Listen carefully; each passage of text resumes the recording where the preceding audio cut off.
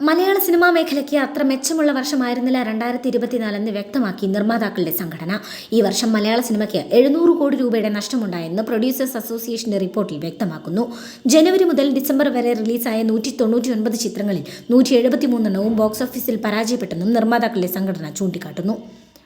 ആകെ ഇറങ്ങിയ ചിത്രങ്ങളിൽ 26 മാത്രമാണ് ലാഭമുണ്ടാക്കിയത്.